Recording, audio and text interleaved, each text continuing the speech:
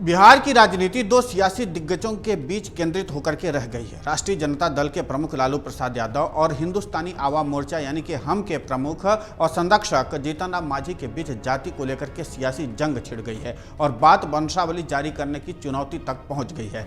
दरअसल बुधवार को केंद्रीय मंत्री जीतन राम मांझी ने एक सवाल के जवाब में कहा लालू यादव हैं ही नहीं बल्कि वो गडरिया हैं। मांझी के बयान पर पलटवार करते हुए लालू यादव ने कहा कि वो मुसहर हैं क्या।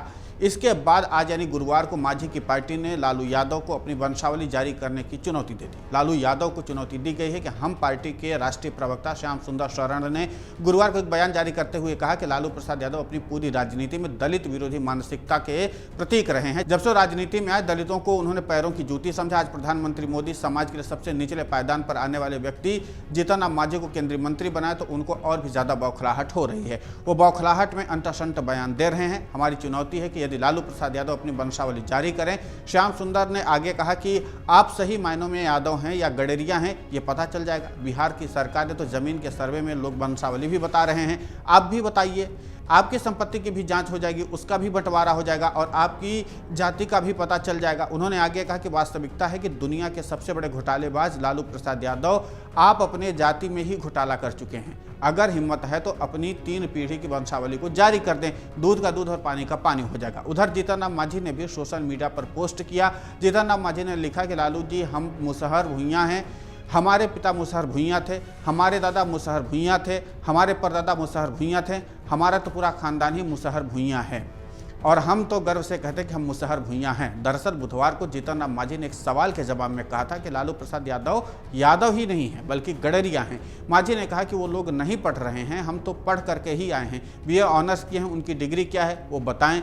दूसरी बात यदि वो हमें शर्मा कहते हैं तो वो अपने पिताजी के बारे में बताएं। उनके पिताजी किसके जन्मे हुए हैं, गडरिया के जन्मे हुए हैं, वो गडरिया के हैं या यादव नहीं हैं। मांझी का बयान आने के बाद लालू प्रसाद यादव ने भी पलटवार किया। उन्होंने कहा कि वो मुसहर हैं।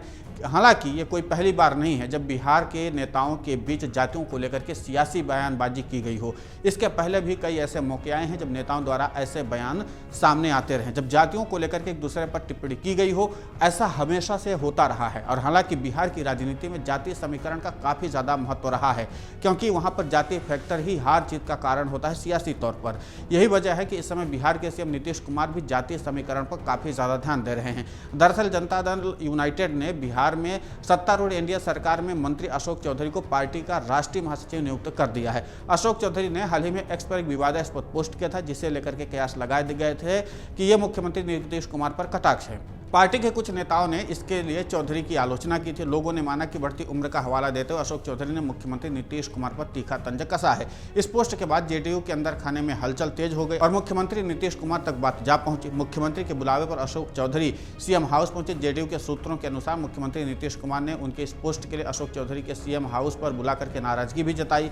हालांकि अशोक चौधरी नीतीश कुमार के बेहद करीबी मंत्री माने जाते हैं। नीतीश कुमार ने कुछ दिन पहले ही अशोक चौधरी के कंधे पर सिर रखते हुए कहा था हम आपको बहुत प्यार करते हैं। जेडीयू प्रवक्ता नीरज कुमार ने कहा कि नीतीश कुमार पर छद्म भाषा का इस्तेमाल कर कोई निशाना नहीं साध सकता है, वो प्रदेश के कद्दावर नेता हैं।